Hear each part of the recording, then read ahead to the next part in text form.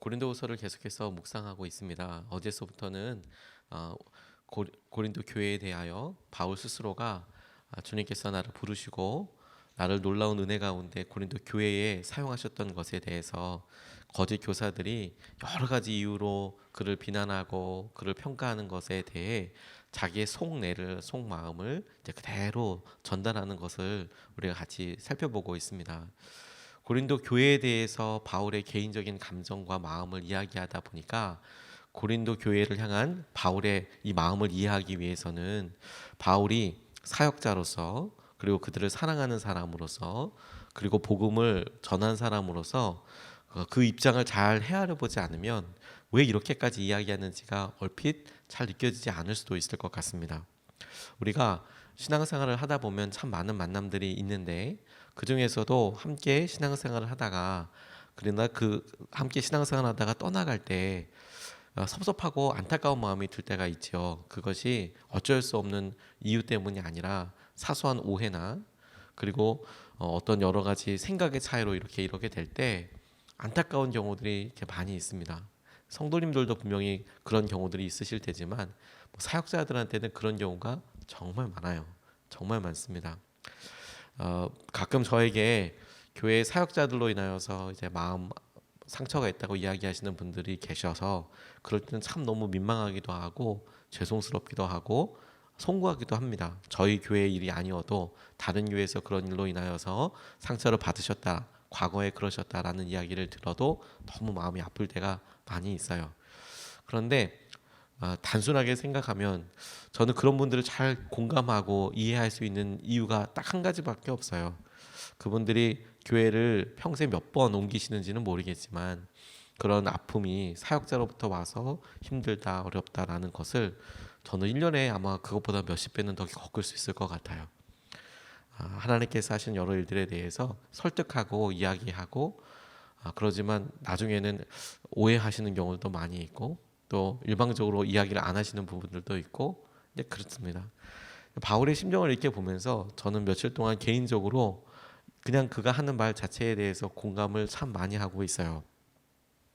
어떻게 하면 돌아서 버린 그 마음을 설득시킬 수 있을까? 혹은 어떻게 하면 오해가 있는 그 마음을 내 진심을 통해서 전달할 수 있을까? 이걸 조금 더 확대해서 적용해 보면 그냥 교회 생활뿐만 아니라 우리가 관계 가운데 틀어져 있거나 혹은 사랑해야만 하는 사이인데 진심이 전달되지 않거나 혹은 사랑하는 사이인데도 불구하고 자신의 말보다 다른 사람의 말 그런 사람들 더 많이 이야기하고 있을 때 그럴 때 적용해 보면 너무 좋은 말이라고 싶어요. 부모님들이 자녀들에 대해서 이야기하는데 어느 순간에 자녀들이 부모 말보다도 자기 친구들 이야기를 더 강하게 의지할 때가 있죠. 그럼 부모들이 너무 속상합니다. 얼마나 사랑하고 얼마나 이야기하고 싶은데 들으려고 하지 않죠. 친구들 말을 더 들으려고 해요. 그럼 정말 속상하고 너무 힘들죠. 아내가 남편에게 중요한 이야기, 간절한 마음을 전하는데 어느 날 남편이 친구들 이야기만 들으려고 하는 거예요. 아내 말을 들으려고 하지 않는 거예요. 물론 친구들도 너무 중요한 말을 해주겠죠. 그런데 아내의 입장에서는 이 가정과 한몸 되는 데 있어서 중요한 이야기와 또 자기도 함께 연결되어 있는 삶을 함께 하기 때문에 같이 꼭 이야기해야만 하는 그런 주제들이 있거든요. 근데 그런 차원에서 확대해서 해석해 보면 이 말씀이 더 깊이 다가오겠다 이런 생각을 하게 됩니다. 스스로 자기를 증명해야만 하는 상황은 사실 진짜 안타까워요. 스스로 자기가 얼마나 사랑하는지 자기의 마음이 어떤지를 증명해야 하는 이 상황 자체가 사실 큰 아픔이죠. 그런 거 없이 그냥 편안하게 지낼 때가 제일 좋지만 내가 이렇게까지 당신을 사랑한다, 이렇게까지 고린도 교회를 생각했다, 이것 자체가 바울한테 이 이야기하는 과정이 굉장히 큰 아픔이라고 저는 읽으면서 그렇게 느껴졌습니다. 바울의 말처럼 그러나 우리가 주목하고 싶은 것은 사랑하는 사람에게는 사랑의 증거들이 있어요. 첫 번째로 바울이 이야기하고 있는 나도 그렇습니다 라는 말이 제게는 참 울림 있게 다가왔습니다. 나도 그렇습니다. 22절 23절 말씀에 보면 그들이 히브리 사람입니까? 나도 그렇습니다. 그들이 이스라엘 사람입니까? 나도 그렇습니다. 그들이 아브라함의 후손입니까? 나도 그렇습니다. 그들이 그리스도의 일꾼입니까? 내가 정신 나간 사람같이 말합니다마는 나는 더욱 그렇습니다. 라고 그렇게 이야기합니다. 거짓 교사들이 고린도 교회 성도들에게 내세웠던 것들을 미루어 짐작하건대 바울이 이렇게 이야기하는 것을 통해서 거짓 교사들이 거짓 여러 선생들이 바울에 대해서 고린도 교회에 어떤 일들을 얘기했기에 고린도 교회에 대하여 바울이 이런 부분을 설명하고 있나, 이걸 거꾸로 이렇게 생각해 보면 드러나는 몇 가지를 짐작할 수가 있어요. 그게 뭐냐면 그의 외적인 모습, 그가 배우지 않았다, 혹은 그가 어떤 사람이다, 이제 이런 식으로 겉의 모습을 이제 이야기하지요. 그런데 그렇게 거짓 교사들이 내세웠던 것들을 바울은 평소 때 별로 강조하지 않았던 것처럼 보여요. 그러니까 거짓 교사들이 그는 배우지도 못한 것 같아, 그는 어떤 것 같아, 그는 유대인도 아니고 이렇게 이런 식으로 겉으로 들어가는 모습 별로 중요하게 생각하지, 강조하지 않았기 때문에 그걸 흠결 삼아서 이야기했던 것처럼 짐작해 볼 수 있습니다. 그런데 나중에 그걸 별로 바울은 중요하게 생각하지 않고 오히려 그리스도의 복음, 그 복음이 어떻게 능력이 되는지 이것에 대해서 집중했던 것으로 여겨지는데, 나중에 고린도 교회에서부터 들려오는 이야기를 들어보니까 너무 안타까운 거예요. 그래서 항변하듯이 이야기합니다. 나도 그렇습니다. 그들이 이야기하는 것처럼 나도 그렇습니다. 나도 이스라엘 사람입니다. 나도 아브라함의 후손입니다. 나도 나도 유대인으로서 그런 것들 다 율법을 배워왔습니다. 나도 그리스도의 일꾼입니다. 이런 이야기를 스스로 이야기해야만 하는 상황 자체가 참 진짜 안타깝죠. 그들이 자랑하고 그들이 이야기하고 심지어 의심하는 것, 바울은 아닐 수도 있어 라고 생각하는 것에 대해서 안타깝게 나도 그렇습니다, 나도 그렇습니다 라고 이야기하는 거죠. 우리가 이런 바울의 모습을 통해서 무엇을 집중하고 있는지 다시 한번 떠올려 보게 됩니다. 겉모습이 아니라 진심과 사랑으로 그 사람을 대하고 있는지, 우리 주위에 그 사람이 마음을 그렇게 읽어주고 하나님께서 하신 은혜를 누릴 수 있도록 그렇게 하게 하는지, 이게 너무너무 중요하겠다라는 생각을 하게 됩니다. 어느 순간에 그런 진심이 어긋나면 그것을 스스로 회복하고 그게 정말 소중했구나, 그거 진짜 중요한 가치였구나, 그걸 다시 되돌리는 것은 정말 어려운 일이거든요. 슈테판 스와이크라고 독일 작가가 쓴 책 중에 태초에 사랑이 있었다라는 소설이 있습니다. 소설이지만 우리가 흔히 간과하는 중요한 이야기를 하고 있어요. 내용이 이런 얘기입니다. 프랑스의 어느 항구 도시에서 만난 사람들의 이야기인데, 어느 날 이 작가로 1인칭으로 나오는 이 사람이 길을 가다 보니까 한 작부에게서 모욕과 욕설을, 조롱을 당하는 남자를 보게 되는 거예요. 한 작부가 한 남자에게 어떻게 저럴 수 있을까 싶을 정도로 막 모욕을 하고 심하게 조롱하는 그런 걸 이렇게 가다가 보게 된 거예요. 그리고 그 남자에게서 전해 들은 이야기를 이제 글로 자기 1인칭으로 이렇게 씁니다. 이 사람은 과거 독일 헤센 지방의 아주 부자였대요. 그런데 가난하고 매력적인 여자를 아내로 맞이하게 됩니다. 그 여자를 사랑했기 때문에 맞이했죠. 근데 그 여자는 비록 가난한 집안의 딸이었지만 착하고 자존심이 강한 그런 여자였답니다. 그 남자가 여자를 사랑했지만 자신의 돈을 쓸 때, 부부니까 돈도 쓰고 어디 처가나 혹은 개인적으로나 혹은 어떤 결정한 것에서 쓸 수 있지 않겠습니까? 자신의 돈을 쓸 때 그녀가 자존심을 굽히면서 남자에게 감사하다 이렇게 말하는 것을 듣기 원했대요. 같은 부부가 이미 됐는데도 자기는 부자고 가진 거 많고, 그런데 이 아내가 돈 쓸 때마다 감사하다는 말을 해라. 이게 얼마나 어떤 돈인데 감사하라 하다고 말해라. 그러니까 그 남자가 그런 식으로 점점 더 심하게 이제 여성을 괴롭히는 거예요. 뭘 하나 하려고 해도 내 돈인데 그거 왜 썼냐, 감사하다고 생각하고 이렇게 해라. 그렇게 하니까 그녀가 결국에 끝까지 그런 과정이 점점 더 이제 심하게 나옵니다. 남편이 막 괴롭히는 것들이. 그러니까 어떻게 할 수 없으니까 나중에는 그의 집을 떠나게 돼요. 그런데 그녀가 떠나고 난 뒤에야 이 남자가 얼마나 그녀를 사랑했는지를 깨달아요. 그리고 미친 듯이 그녀를 찾기 위해서 전 세계를 돌아다니는 그런 이야기입니다. 독일 헤센 지방에 살았지만 베를린으로 갔다가 베를린으로 찾아서 그 아내를 찾아오니까 아르헨티나로 도망가고, 아르헨티나의 술집에서 일하는 그런 여인이 되는 걸 보고 거기까지 또 찾아가니까 이제는 또 어디 계속 피해서 도망 다니는 거죠. 그러다가 이 항구에서 다시 만난 거예요. 그러니까 이제 만나서 설득하는 거예요. 내 그게 구두쇠가 아니다. 이제 나 다 내려놨다. 나 당신만 있으면 된다. 다 내려놨다. 나 구두쇠 아니다. 그걸 계속 사랑으로 보여주려고 하는데 여성이 믿질 않는 겁니다. 그녀는 또 자신의 처지가 이제 이미 바뀌었으니까 부끄러움도 있고, 또 그로 인한 삶의 책임도 막 스스로 막 물어보고 묻는 거죠. 너 때문에 이렇게 된 거 아니냐.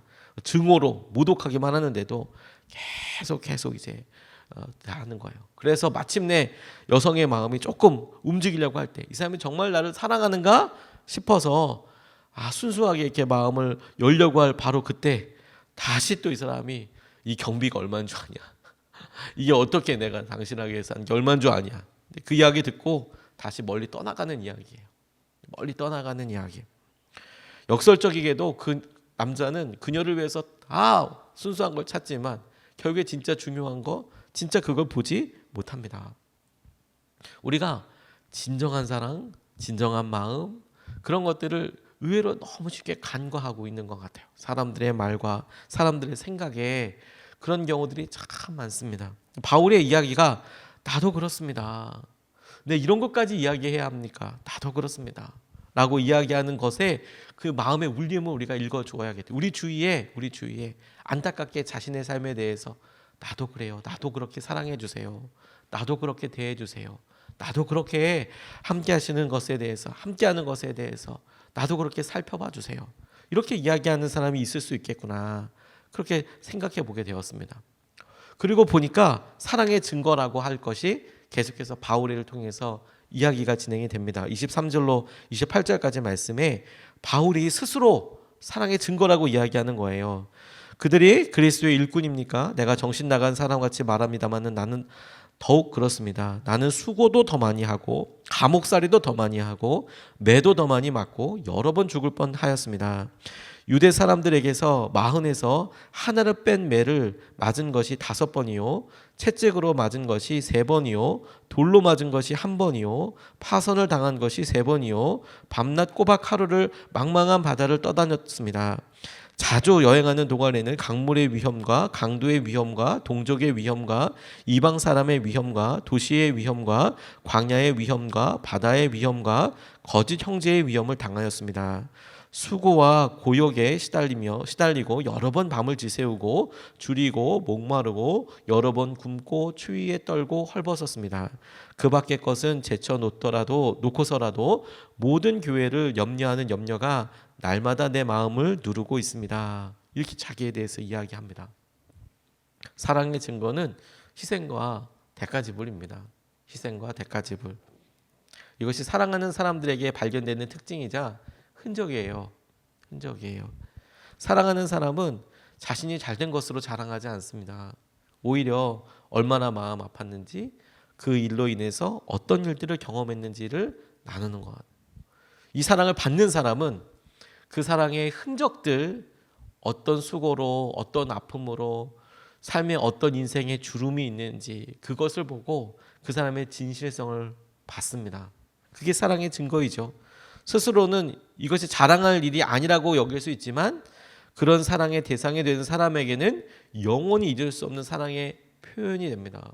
우리가 어머니에게, 우리가 아버지에게 약하다고 이야기하는 것은 어쩔 수 없이 우리의 사랑과 마음으로 간절히 존경하고 그렇게 대하는 결정적인 이유는 부모이기 때문에 자체이기도 하지만 그분들이 우리에게 주셨던 사랑의 흔적들 때문 아니겠습니까? 어떻게 하셨는지, 어떻게 우리를 섬겨주셨는지. 추운 겨울날 다 추워서 서로 나가기 싫어할 때 어머니 벌떡 일어나셔서 나가서 연탄불 갈던 그런 모습이 마음속에 남아서 어머님의 말, 어머니의 심정을 더 살펴드릴 수밖에 없는 건 아닙니까? 사랑의 흔적 때문에, 어머니이기 때문이기도 하고 아버지이기 때문이기도 하지만 그 흔적이 우리를 자발적으로 움직이게 하는 것이죠. 우리 부모가 나를 어떻게 키웠는데 그 사랑의 대가 때문에요. 솔로몬에게 두 여인이 찾아왔습니다. 정말 난감한 질문을 이야기했어요. 서로 자기 애라는 거예요. 이 살아있는 애가. 이유를 물어보니까, 과정을 물어보니까 두 여인이 거의 비슷한 시기에 각각 아들을 낳았습니다. 그리고 사랑으로 키우려고 했어요. 그런데 너무 힘들고 지치니까 둘 중에 한 여인이 그만 실수로 자다가 자기 아들을 이렇게 죽게 했어요. 이렇게 엎치락뒤치락 하다가 일어나 보니까 죽어 있는 거예요. 그러면 안타깝고 그냥 아파하고 그러면 되는데 너무 마음에 더 힘들게도 바꿔놓은 겁니다. 자기의 죽은 아들을 다른 집에, 그리고 그 아들을 자기가 안고 와서 이렇게 하는 거죠. 신생아 이때니까 이렇게 쓱 했는데, 사실 여러분 전 잘 모르겠어요. 저는 알아볼 수 있겠던데, 3일이든 하루든 저희 딸을 이렇게 알아볼 수 있겠던데, 그런데 제 3자의 입장에서는 우기면 또 그렇게 할 수가 없겠죠. 왜냐하면 그때는 이목구비가 다 완성된 것이 아니니까요. 점점 자라니까 아이가 이렇게 보고 그러면 똑같다고 우기면 다른 사람이 그래 버리면 할 말이 없겠지요. 적어도 부모들은 알 텐데요. 그런 일이 일어난 거예요. 서로 자기 아이라고 이야기하는 겁니다. 3일 됐으니 여러 사람들이 다 봤을 리도 없고요. 여러 사람 다 봤을 리도 없고, 엄마가 자기 애가 틀림없다고 이야기하니까 둘 중에 한 사람은 거짓말하는 게 틀림없는데 서로 자기 아이라고, 아들이라고 이야기하는 거예요. 그러니까 그것을 보고 솔로몬이 칼 갖고 오라고 가서 똑같이 잘라주겠다고, 이런 말도 안 되고 생각만 해도 너무 끔찍한 이야기를 덜컥 내립니다. 나 둘로 똑같이 나눠주겠다고. 그런데 거기서 진짜 엄마는 마음이 부릴 듯해서 아니라고 저기 다른 저 엄마한테 주라고, 죽이지만 말아달라고 이야기를 해요. 근데 그 의미가 뭔지 아십니까 여러분? 소송까지 해서 지금 왕 앞에 와 있는 거예요. 그러면 스스로 자기가 거짓말쟁이입니다 라고 이야기하는 거예요. 그냥 단순히 이 아들은 저 여인 거였어요. 제가 거짓말한 거예요. 제가 거짓말했으니까 이 여인을 살려주세요. 이 아이를 살려주세요. 살려만 주시면 돼요. 그냥 이런 내용 자체로만 끝나는 게 아니라, 그러면 가게 됐을 경우에 자기는 거짓말쟁이고, 자기는 자기 사랑하는 아들을 같이 함께할 수도 없을 뿐더러 자기 다 부정하는 거예요. 지금 자기가 지금까지 해온 말 다 부정하는 거고, 자기가 뭐가 돼도 상관없는 거예요. 이 다음에 그것으로 추궁해서 책임을 물어서 너 도대체 왜 그랬냐? 감옥에 갇히든 너 왕 앞에서 지금 왕을 우롱하는 거냐? 내 이럴 줄 알았다. 그렇게 해서 흠이 잡혀서 더 큰 벌을 받을 수도 있지 않습니까? 근데 그런 건 다 필요 없는 거예요. 애를 살려달라 하는 거죠. 애를 살려달라. 뭐가 돼도 상관없으니까 애를 일단 살려주시고 저 여인한테 주시고 그리고 나한테 죄를 물어라. 이 이야기 아니겠습니까? 그걸 보고 이제 솔로몬이 진짜 엄마를 찾아내는 것이죠. 진짜 엄마의 이유가 뭔지 아세요? 진짜 엄마라는 증거? 그게 희생과 대가예요. 대가 지불. 무엇을 하려고 하는지. 우리가 하나님께서 우리에게 주신 은혜와 사랑의 표현에 대하여 똑같이 하나님께서 우리에게 주신 관계들 가운데 하나님이 주신 은혜, 예수 그리스도와의 은혜를 우리가 유일한 생명의 이유, 구원으로 보는 것은 죽기까지 사랑하셨던 주님의 은혜 때문입니다. 그리고 주님께서 우리에게 하셨던 말 때문입니다. 그리고 그걸 통해서 우리가 주님을 더 사랑하게 되기를 원하는 것이죠. 뿐만 아니라 우리가 그런 사랑을 덧입었기 때문에 우리 또한 사람들에게, 우리 주위의 사람들에게 사랑하고 희생하고 하는 것이죠. 우리가 정말로 사랑을 보여야 될 사람이 있다면 그 사람에게 생색이 우리의 삶의 목표가 아니고요. 우리가 어떤 희생과 어떻게 대가를 계속해서 그를 향하여서 시간을 드리고 그렇게 하는지, 그걸 보면 알아요. 사랑의 증거, 사랑의 대가. 하나님께서 우리에게 주신 은혜와 주의 마음들을 할 수 있습니다. 혹시라도 여러분 주위에 그렇게 사랑해야 될 사람이 있다면 나는 어떤 사랑의 대가와 어떤 희생을 하고 있는지를 조심스럽게 물어보시고 결정해야 된다면 희생을 결정하세요. 그게 사랑이 전달되는 방법입니다. 혹시 여러분들 중에 누가 더 나를 사랑하느냐라고 물으신다면 바울처럼 희생을, 그리고 그 희생을 통해서 실제로 하고 있는 일을 한번 되돌려 보세요.